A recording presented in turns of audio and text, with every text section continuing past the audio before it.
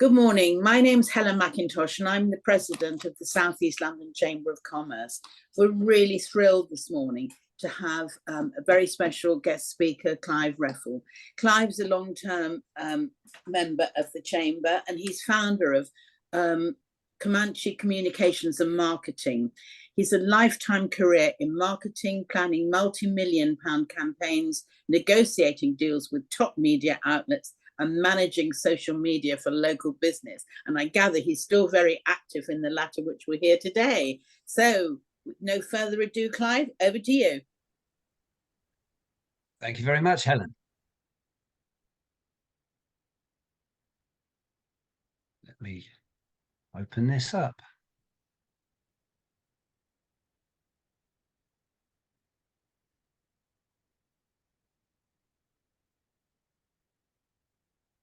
I hope you've all got that on screen now. You've got Helen?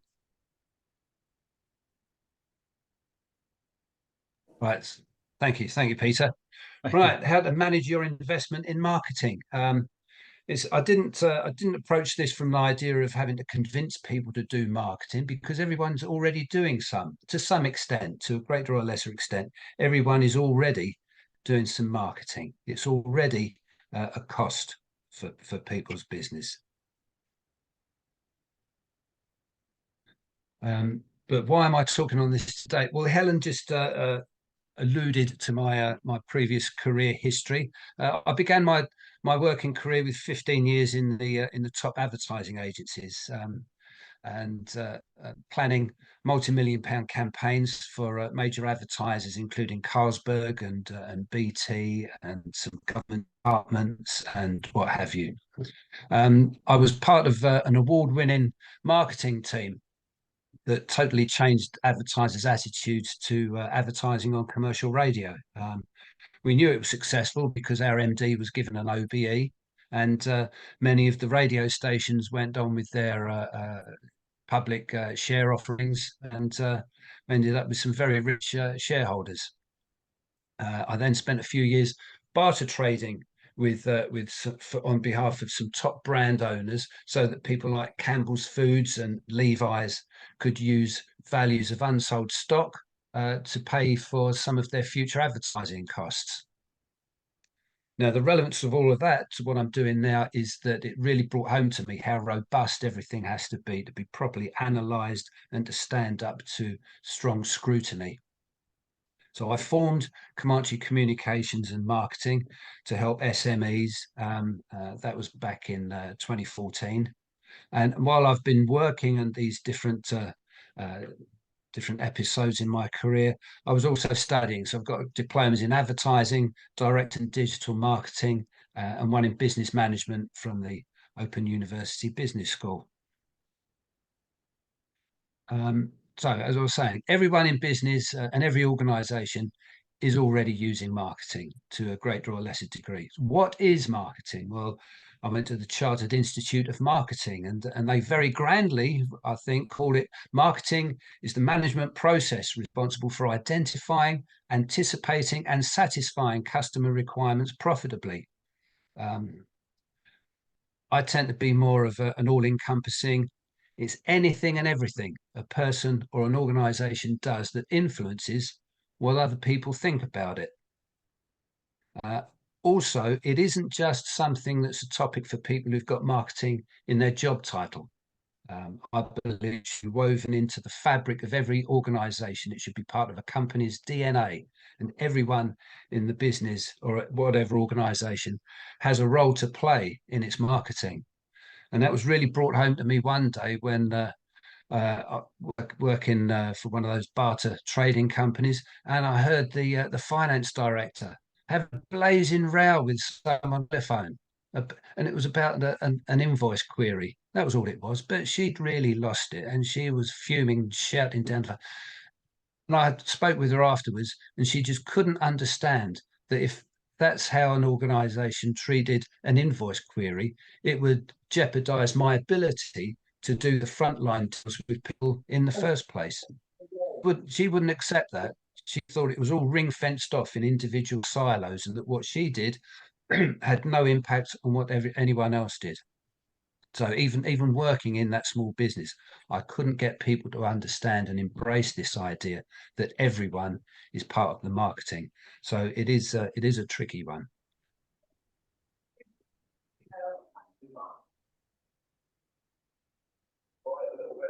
So what does marketing involve? What does it include? Well, just about everyone's got a website these days. They come with hosting costs. You update them, you make improvements to them. It's networking is part of marketing. It's personal selling, like here within the Chamber of Commerce. When you turn up and you meet people, many of us still have business cards. Now we think about, should we be printed on one side or both sides, be embossed, have heavy card, finish. It's all about the impression that we're going to make on people. We turn up looking smart. And we might have done a bit of research and planning what we're going to be talking about so that we sound even smarter. Some of us belong to professional bodies. Sometimes it's obligatory for some of the chartered professions. Others, it's a voluntary basis. But it's an element of, you can judge a person by the company they keep. And if they're part of professional bodies, that's a good sign. Now, talking of signs, does your business or organization have a sign out front? Is it illuminated so people can see it from further away and people can see it at night? Do you have a showroom, a waiting room, a meeting room? Now, what's on the floor? Is it a nice rug and carpet, or is it a bit of crinkly old lino? If you're meeting people and you offer them a cup of tea or coffee, is it in a chip mug or some nice crockery? It's all about the impressions that we make on people. To me, that's part of marketing. It's just part of our everyday life, and it's marketing, whether we actually realize that or not. And then beyond people visiting your own premises and maybe seeing a sign out front, we advertise and use social media, post website content, get involved in podcasts and webinars, like me doing this today. Some of us send newsletters, emails. We organise and run events, use direct mail. That's all taking our message to give an impression of us even further away from our own premises and from being in person. So that's why I say everyone is already marketing. It's in four sections. The first part is doing a benchmark, an audit of your business to actually recognize where you are now, because if you're going to go forward with marketing, you're going to be able to monitor progress if you know where you are now. The biggest thing, I believe, is improving your website. I'll be talking about ways of doing that. And then with the website at the heart of anybody's marketing, it's all about driving people to your website through other communication channels and devices. And the way of working through them is to use a device called the marketing funnel, which matches up the use of different communication channels with achieving different objectives. And I'm going to close with some tips for business founders. Let's move on then. So benchmark where we are, do an audit. So let's start with, what does your marketing cost you? And that can be in time as well as money. And what is it achieving? You can look at size of your social media audiences, your number of followers, the engagement scores that you can generate. You may measure it, monitor it on the basis of qualified leads that come to you. It might be direct sales that you can attribute to any of your activities. Now, be honest with yourself about it. For many of you, you're just going to be doing it with yourself or with a small team of people. It doesn't have to be spreadsheet city on this. Just have an idea of what it's costing you, how much time it's taking, and work from there. Also think about your customers or your clients. Which ones, if you've got different types of them, which ones are the most profitable? Are there any that you actually make a loss on? Now, that may be deliberately loss lead because it signs a particular person is a client or a customer. It may be accidental. It may be that you just end up over servicing certain customers. Which types of your customers and clients would you like to have more of? Well, I guess the most profitable ones. Now, do those clients and customers, do they have common characteristics that mean you're going to be able to target more people and organizations like them? How are you going to find them? How are you going to get to know them? Are there places that they go to, whether that's online or in the real world? And what will they want to know about you before they do business with you? Now, this comes to an interesting bit of an exercise that's known as a gap analysis. As a business owner or a senior person in the management, you may have what you believe is a very good idea of what your organization is good at. Do you know what your customers think?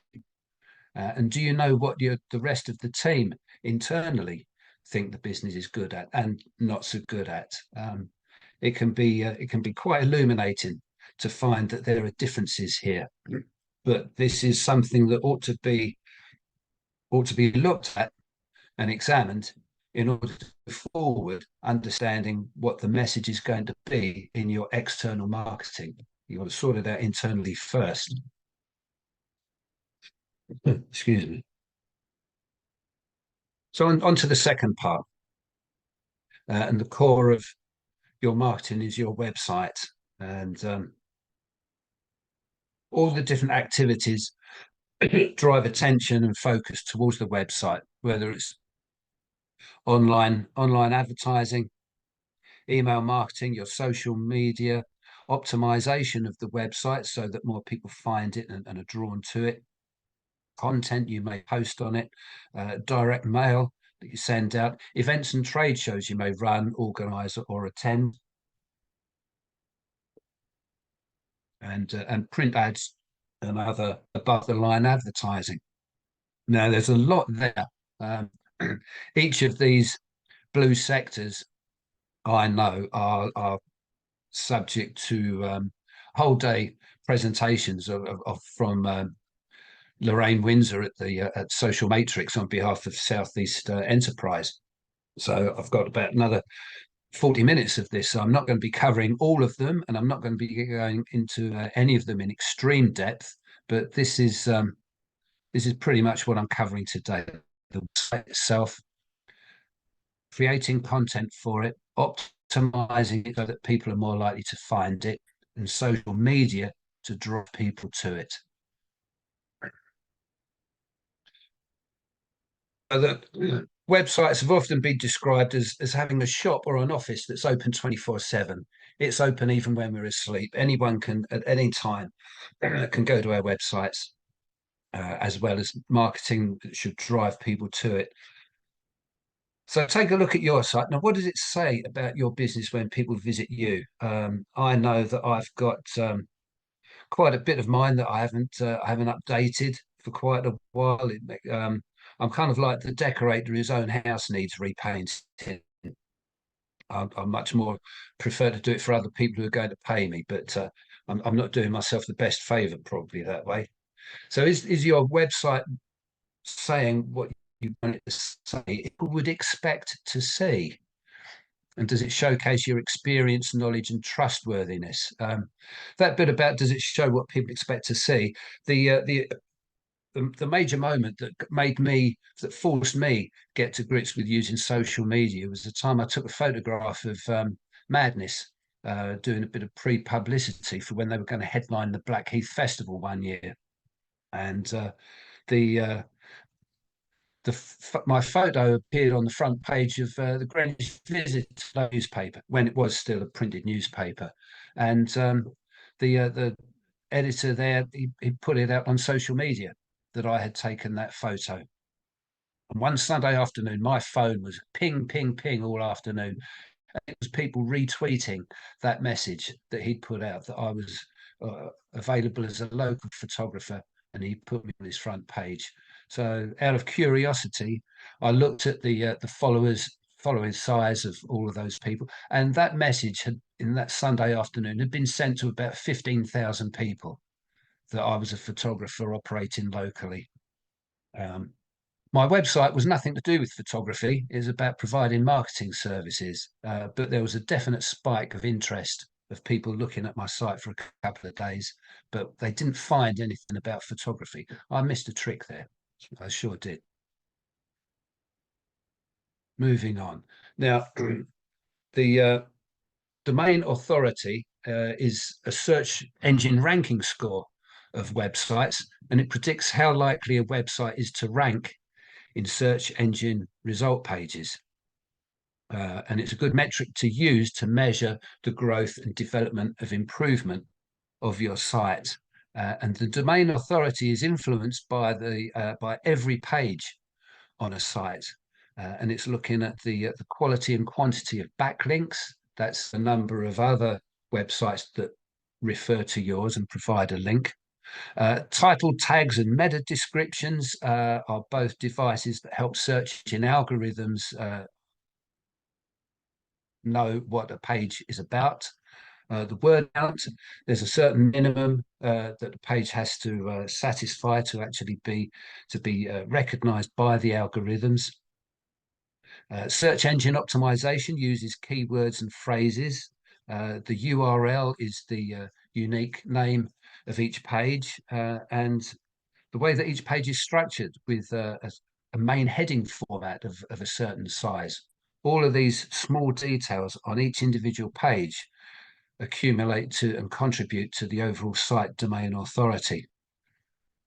So it's very important to understand what's working within a website and what isn't. Now, this was a website audit that I ran through a company called Ubersuggest, and it was for a prospective new client that I was hoping to do some work for.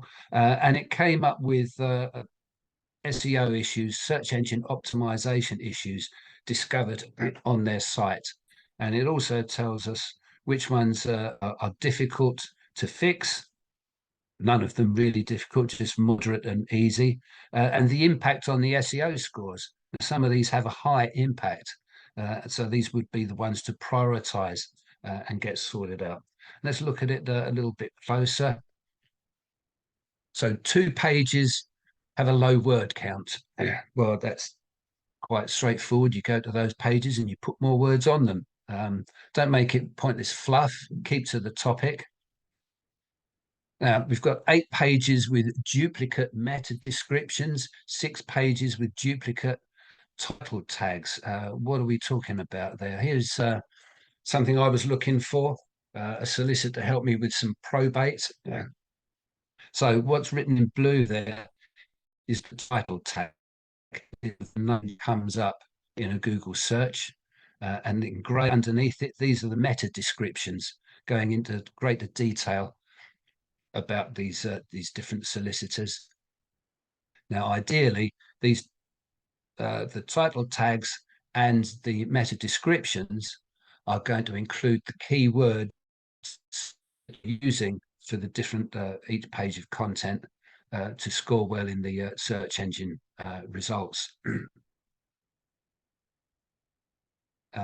21 pages of this particular site were blocked from appearing in search engines. That's not necessarily a bad thing, but it always is worth checking to take a look at them. It may be that a page is very short because it's just saying thank you because you've gone to a landing page. It may be that a page is under construction. It may be for whatever reason they don't want people to access it.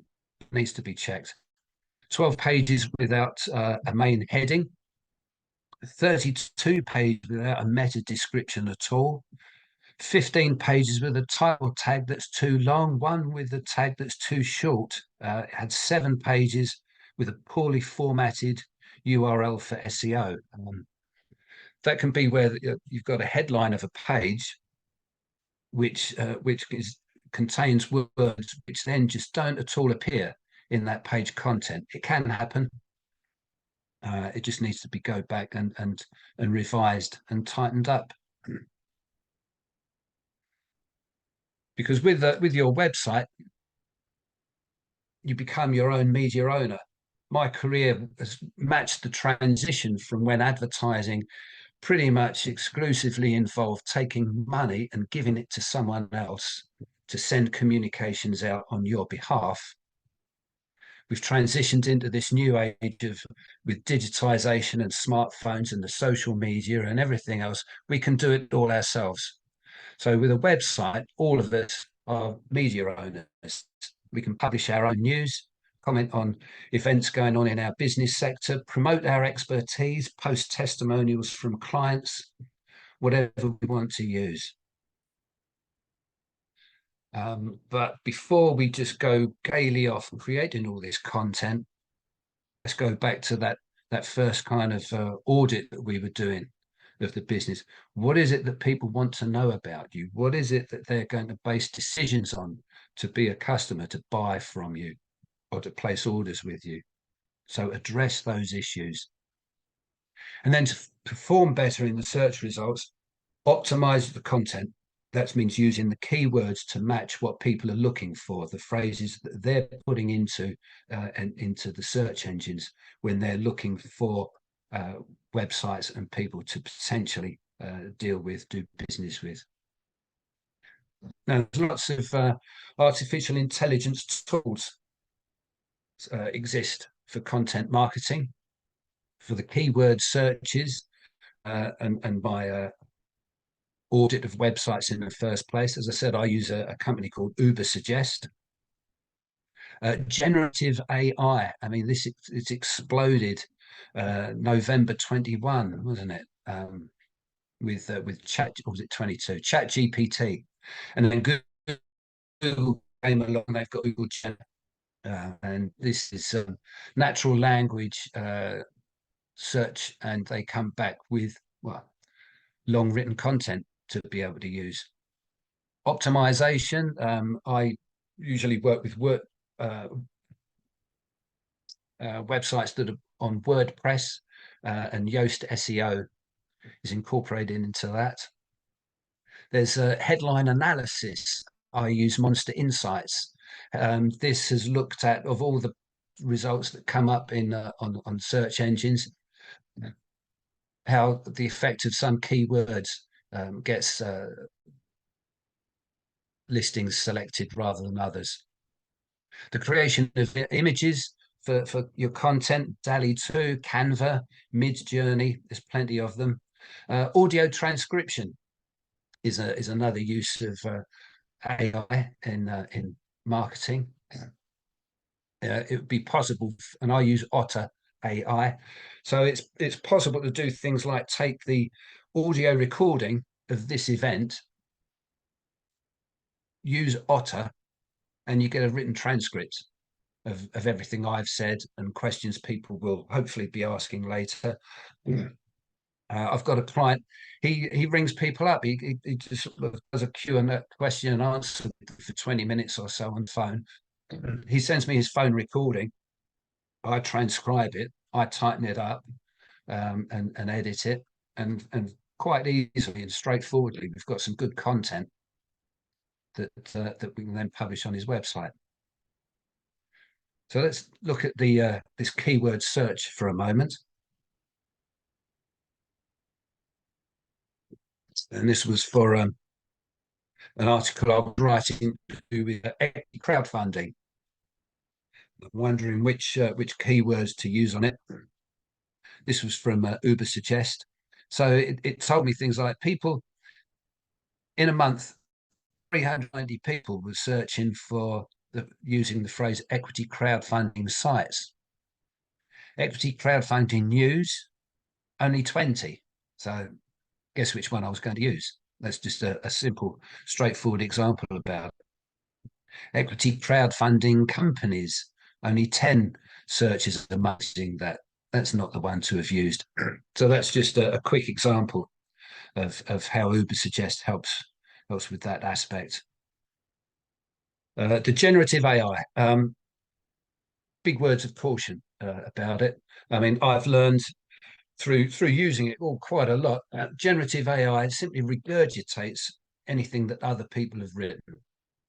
That content can be out of date, can be full of mistakes, and where it gets to its most extreme, it's described, generative AI is described as having hallucinations.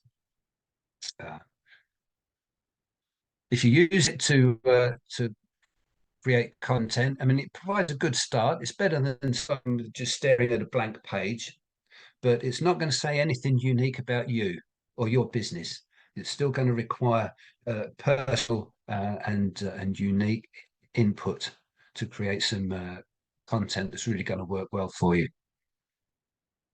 Now, pre-publishing, before you publish content, whatever balance there is between generative AI and what you or someone on your behalf has put into it, there is this whole pre-publishing exercise to go through. This is from Yoast SEO on Words, and it asks you for a focus, a main keyword. It's asking you to give an S title, which is pretty much the title of the page. The SEO slug, that's the name of the page is going to have in the URL. It asks for a meta description, which ought to include the headline and your keyword phrase. It's going to ask you which category to put it into if you've had that facility on your site, and then tag it with other words that people may use in their generic searches for content. So there's all of this to do on top of actually writing the content. So this is how Yoast SEO helps you. It goes through a traffic light sequence of red, you're way off; orange, you're getting close; green, that's it, you've optimized well enough, it's good to publish. And it gives lots of help and clues to achieve that green status there. So while I was working on this particular article about crowdsourcing decentralization, it was telling not to put outbound links to external in there, which can be up to sources of information, some statistics to back up a particular the key phrase, not the words from the key phrase, crowdsourcing decentralization, appeared in the SEO title. The key phrase should be used more in subheading on the page. I could use the key phrase more with some images that were in the article. So it goes through a process of guidance and help to get us all there.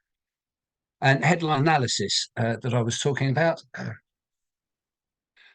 maybe pros and cons of emerging blockchain in equity crowdfunding. Now, here's the score history. And this is what I started with: pros and cons of blockchain in equity crowdfunding. That was the core of what the article was about, but it scored 54. And this headline analysis from Monster Insights is telling me for best results, you should get 70 and above. And it offers suggestions of words to put in: uncommon words, emotive words, power words. I chose to add just emerging, the emergence of blockchain, emerging blockchain.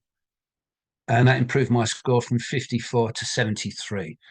It was over 70. I was happy with that. And that was the score that I went ahead with. So there are all of these different factors that go into not just creating the content, but getting it ready, making it easier to be found by people. And what I'd like to do at this point is see if there's any about that.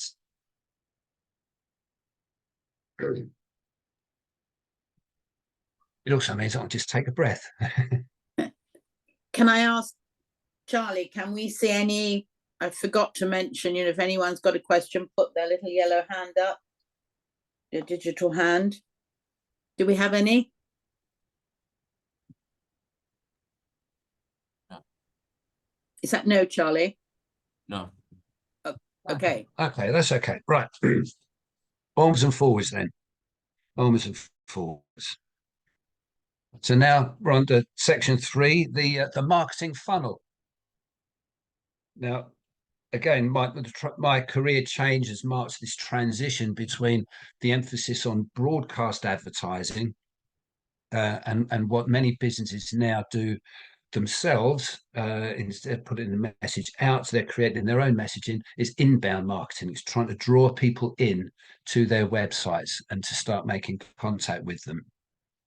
Because these days, with all the information that's available on the internet, people and organizations go a lot, very much further towards making their decisions on what they're going to buy or who they're going to appoint to provide a service. They go a lot further before talking with any possible suppliers. And particularly with business to business decisions, those are frequently made by what's known as a decision-making unit. It can be a cross-discipline group of people within a company. It may be the head of sales and marketing, the finance director, operations director, whatever. Now, some of those people are going to be involved in the decisions to whether to use you or not, and you're never going to get to meet them. You may not even be allowed to communicate with some of them, but somehow you've got to get a message through to them. What's likely these days is that all of these people, before they make a decision, whether it's part of a B2B decision-making unit or whether it's a personal decision for a B2C purchase, it's likely that they're going to take a look at your website, because that's what people do these days. It's almost like you're silly if you don't bother. So that goes back to the importance of making sure that your website is showing what people expect, and it's showing the right information that's going to help them reach a positive decision to make a purchase or do business with you. Is it telling them what they need to know, and where and how they're going to find your website? I mean, oh,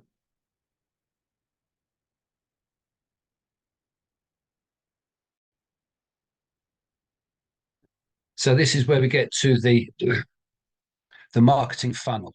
So as you see, it's widest at the top, and that's trying to draw in just as many people as possible. The more that come in at the top, the more are going to make it down to the bottom of the funnel, where they're making a purchase, becoming a customer. Now, in my advertising days, this was summed up with the acronym AIDA: awareness, create awareness and interest, build desire, and prompt people to take action. That was very simplistic. They were simplistic days. You made advertisements and you put them in magazines or newspapers or on TV, and they went out and pretty much hoped for the best. Great, that's millions of pounds spent. These days, there's a lot more that could be considered and evaluated because of the granular information that we're able to get from all of the social media and digital channels. But it starts with that first basic information. You've got to know who you want to talk to, and introduce them to your business's products and services. This is targeting of your message. Don't pay or dissipate your efforts just blasting out to everyone. Try and target and focus down to the key prospects. Earn their attention through your social media and website content. And other things you can have, answer questions on Quora, for example. I'll come on to that in just a moment. And then you can take those. I do that. I answer questions about crowdfunding. That's something I like working on. I answer questions about crowdfunding. I then put on my social media, I've answered a Quora question about what's so good about equity crowdfunding, and provide the link to my answer. So it gives me content to put on my social media. My social media boosts the number of people who go and look at it on Quora. It's quite a virtuous circle. Through your content and social media, encourage people to engage with you. Start to build a database. Take note of anyone forwards or retweets or likes or any your social media content, whether it's LinkedIn, Instagram, X, Twitter, whatever. Start to build a database. But at some stage, you're going to have to make direct contact. Social media, all this advertising, everything online, it's a door opener. It's very seldomly a deal closer, unless you're directly selling consumer goods. For business to business, as I say, it's a door opener, not a deal closer. At some stage, make direct contact. Now, I've worked with clients before, and this is what I expected their internal marketing people to do that difficult bit. It is difficult because that making direct contact, that's where you face the risk that you're going to get knocked back. You risk region. Some people find that hard to take, but so whilst I was working on this broad awareness and interest and drawing people into the sales funnel, I was expecting someone at the client end to be doing this, to trying to convert people who'd got this far into being actual customers. But it was too tough. What people to do, doing the marketing at the client end, they wanted to do this. They wanted to get the alerts and the news feed and think of content and make images and whatever. They enjoyed doing that. This was tough. Now, I was external. I was a freelance person working externally for the company. I didn't have the credibility to make that direct contact. And it's been difficult to explain that to some people.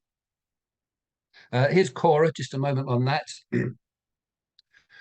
Here is some of the questions that I've been answering over the past few years, all about crowdfunding. Which fundraising site has lowest fees? Do you need someone to help you with a Kickstarter campaign? Whatever else. I just do 2 or 3 questions a month, and I leave them there. I mean, in the last 12 months, I've had over 3,000 people read my answers to crowdfunding questions. It's all just part of promoting my own insight and knowledge, and it just adds to the general noise of me on the internet. And then seeing what questions people are asking also gives me ideas for larger articles and blogs to write and post on my website, or even to write for other clients who are working in that crowdfunding, crowdsourcing sector. But when I talk to some of the clients about it, or prospective clients, they tell me they don't have time to use social media. They see it as well, a waste of their time. They don't see what it can do for them. They think it's a waste of time that could be better spent on other activities. And when they have started using it, they don't like being approached by people they don't know, trying to sell them something that often they don't want or need. So that's a bit of a lesson there as to what all of us should bear in mind when we're using our social media. Don't just immediately try and sell something. The important thing about social media is the word social. It's like if you're you go to a cafe or a pub or whatever, and you see some friends. If someone comes along that you don't particularly know, and they just interrupt your conversation with your circle of friends, and they start trying to sell you something, it seems rude, doesn't it? It doesn't go down well. So why behave like that online just because you can get away with it? It's not going to. It doesn't say much for you or your business. I don't believe that's my view. But I refute this idea that people don't have time for it, because it can easing your way into social media can bring some very strong benefits. You can use it passively, which is just to select people and organizations to follow or connect with, to be part of the feed that comes into the content that you see. And then that can be a positive use of social media to provide you with market intelligence, see what your competitors, clients, and collaborators, people you work with, are saying. Keep up to date with trends in your business sector. You might want to follow some business leaders that you admire. People I know, they follow people like Richard Branson, and they just want to see what he's talking about these days. Anyone who and other news and events and current affairs. If you like watching Laura Kunsberg on Sunday morning on the TV, well, why not keep up to date with what she's talking about on social media during the rest of the week? So it's passive use of it. No, it's just feeding information in. You don't have to do anything else except just read it and edit it and process it and take in what you want. And then maybe you get through to using it more actively, and you can start to comment on the content that's posted by other people. Don't bother wasting your time on just commenting on everything. Be selective and target the people that you'd like to get to know better or have as a client or a customer. And use your comments to show what interests you, what influences your business and your own decision making. And add your contributions to relevant content in a way that lets you share your knowledge, your expertise, your professionalism, and build up to the point of you're posting your own content, which will include links to the websites. You can talk about your recent content you've added to your site. You can break that down into different sections and use it as posts on LinkedIn. And within, you can content, as I say, refer to what's going on in your industry. I did a series of articles for a firm of surveyors, and it was looking at all sorts of things to do with net zero and climate change and whatever. So whenever there was anything in the news about some heat wave somewhere or another city is flooded out or whatever, I could always use that. It was in the news, it was high interest, and refer to a relevant piece of content on the client side. Keep selling, keep your message, the hard sell message, to a region of 10 to 20% of your content. Again, you don't want to be that person who goes into the pub or the cafe and bores everyone with a sales message all the time. And remember, it's a door opener, not a deal closer. And here's an example where I'd used social media and made some contacts with people. Now, I noticed from an article in Greenwich Wire that some cartoonists were going to be holding an exhibition of their work in a pub called the Duke of Greenwich. I had to do a double take on this. It used to be the Vanbrugh Tavern up by Mays Hill train station, and it was bought by a new group of owners last July, and they've renamed it the Duke of Greenwich. And they had a lot of bare wall space. And one of their customers in there, this guy Pete Songi, who creates cartoons for the Daily Mirror, he suggested it. They were keen on it. He got together a group of his friends, and they mounted this whole cartoon exhibition. It was going to be in for a couple of weeks from the middle of January to February the 1st. But I wanted content to put out on my site. I used this, and this is what happened. This is my Twitter audience scores for the month of January. This was the day that I put that post out about the cartoon exhibition. Almost 4,000 people read that. So I went to the pub and I told them that, and they thanked me warmly for helping them build their business and gave me a pint of beer and posted pinned up onto the wall my little notice I brought down about that. They invited me along to the opening night, and I met some of the cartoonists who were there, took this photograph of them, and then I said that I'd be happy to do a press release for them afterwards, and that got picked up by the South London Press, and they put an article up on their London News Online website. They reproduced this cartoon by Pete Songi, who'd organised it all. The article continued. So I'd met Pete, I'd met people at the pub, I'd met people at the newspaper. It's all important contacts for me.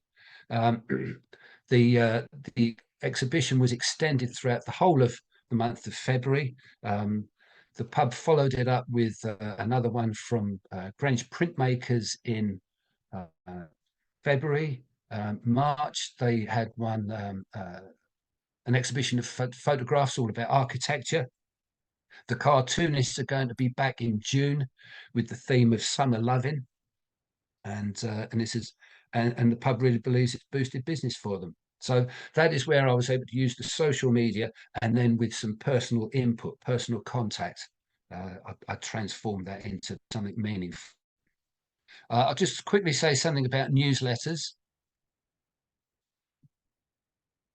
If you're doing all of this ready supply of content, if you're using social media and you're creating content for your sites, you've got a ready supply of content to use in a newsletter. And newsletters are good to build rapport and credibility and strengthen links with customers and your contacts. And it's an opportunity for them to spend a bit more time reading your messages, and you can share engaging, useful and entertaining content. There are lots of templates available to make it look good and smart, and make sure it's got a fast download time. People are lost if something takes more than just 2 seconds to download. And it's usually to do with the size of images that are in it. So be careful on that score. Include calls to action, which could be just please follow us on our social media. Maybe use LinkedIn's newsletter facility, and then you can send that out immediately to all of your contacts that are there in in LinkedIn. And of course, build links then to your website into that content. So we're just about at the final section now. Now I call this tips for startup founders. Really, it's tips for older startup founders that are transferable to everyone. So there's no reason to suddenly leave. Yeah, there's some people still have this idea that startups are all just like 20-somethings. Well, there's a lot of them, but they're not everyone. And these are some news that I found recently. 2024 is set to be a boom year for silver startups. A bit silvery myself these days. Increasing numbers of people over 55 are looking to set up their own businesses. Other news, most successful entrepreneurs are older, often in their late 30s. Late 30s doesn't seem all that old to me, but there you go. People in their late 30s, 40s, 50s, or even later in life. And a 50-year-old business founder is twice as likely to build a thriving enterprise than a 30-year-old founder. Now, early on, after I'd set up Comanche, a friend of mine got me into a conference he was speaking at under the guise of being his assistant and to photograph him. And it was a conference designed to help top executives, company directors who were facing a career change, usually in their 50s. Their business had been acquired by someone else. They'd been redundant out of a merger. How were they going to fit it back in to a career change? And a panel of 4 very esteemed speakers gave 10 tips at the end of it. So I thought I'd just share these with you, and because they do apply. They can apply transferable to people of any age, but there's a lot of us came into work in this career change a bit older. So doing new things outside of a comfort zone that might have been full of support is scary. And part of that being scary is because most of our previous contacts become useless. They were part of that former life, the former comfort zone. I left my previous work. I knew people in lots of national newspapers, magazine publishers, TV salespeople. Also, they were redundant. They were redundant as me in my new chosen career path. Now, it's difficult starting out, it was difficult to achieve a target daily pay rate. So their advice was to do what comes up that looks like it's going to be good to be involved with. But at the same time, point 4 there, don't forget that time is the most precious asset, particularly if you're starting a new enterprise later in life. Tip number 5, reconsider the people who you know. Build connections among a new group of people who would be able to help. That's what I did. I joined the London Chamber of Commerce. I met plenty of people there. I networked with different organisations. I turned up knowing nobody. I had to work the room and develop a new set of contacts and colleagues and collaborators. And when you're doing that, you're building up those connections. Think about how you can help them, not just one-way traffic of how they could help you. And through it all, tip number 7 was remain curious and love learning, which is far easier to do today than it ever has been. It's all on the internet for us. Most of it's free. So tip number 8 for people in a new career: add practice to your knowledge. Provide others with the benefit of your skills and knowledge. So share your knowledge and skills for free with a local charity or a worthy cause. You'll learn how to best present your knowledge in a way that builds confidence, because confidence is what people buy into. That's what we all have to show. We are confident that we know what we're doing. And the final bit, if only I could stick to this, the final point, very important: work with people you like, work with people who respect you, work with people who pay you on time, because life's too short to do otherwise. There's a couple of smiles there, wry smiles of recognition, I think, about that. So just to finish off, so I started with the importance of benchmarking, of doing an audit. You have to know where you are now in order to be able to see if what you're doing to go forward is working and worthwhile for you. Because if you don't know what works and what doesn't, you're not going to improve your marketing return on investment. Your website is at the heart of your marketing. Build the rest of the activity around it with clear focus and intentions, and review and refine your plans regularly. Changing plans isn't a sign of a failure. Changing plans is good. You're keeping on top of it. Don't be shy of changing plans. You're not carving them in stone. They're tools to help you. They're not rules for you to have to obey. And that is it from me this morning. There's my email address. You can follow me on X, Twitter, whatever we're supposed to call it. And my profile is on LinkedIn. Thank you very much. Maybe a few questions have come up by now. Lovely. Thank you very much. Thank you very much. Thank you, Clive. Helen. Can I ask you to take the slides down, please? There And we then are. let's see everyone. Oh, come on, let's see faces, please. I can still see Peter. Do we have any questions? Yellow hand, please. No questions? Well, that's okay. If anything comes to anybody later, as I say, my details were there on the final slide. You can just Google me and find me in LinkedIn. Or And we as the chamber, you're happy if we pass your details on, Clive, yes? absolutely, yes, please. Super. We'll be sending, in due course, we'll be sending a link out to Clive's excellent presentation. And I'm going to give a little plug because next week we're still on the website theme. So next Wednesday, the 17th of April, between 10 and 11, we've got Optimize Your Website for Conversions. And that'll be good. And then the following Wednesday, if anyone would like, got the Bromley Lincoln Drinks, Bromley Court Hotel in Bromley, believe it or not. We've got lots more things coming up, and I'll ask Charlie to send the details. And I just say the joys of networking, Clive. I remember we talked about this at the Chamber's summer barbecue last year. Summer barbecue at the Clarendon. Indeed we did. A quick plug: if I've got any quizzes lurking around, although I might not be able to see you, we're going to the Clarendon on Thursday, the 16th of May, for a charity quiz night. These are really popular and they're enormous fun. And if you're just one or two of you, you don't have to have a team of 10. We'll happily put you on a team, and we hope we might see you there as well, Clive. There's definitely a chance of that one. Thank you, Helen. Jolly good. If you're quizzers, that's always good. Okay, and I'd just like to thank you so much for everything, you know, for the presentation. And we hope to see you later in the year, Clive, because you are a member. It's been a pleasure. Been a pleasure. Thank you. You are a member of the South East London Chamber as well as the London Chamber, I pointed out. Thank you. Bye all. Bye, everyone.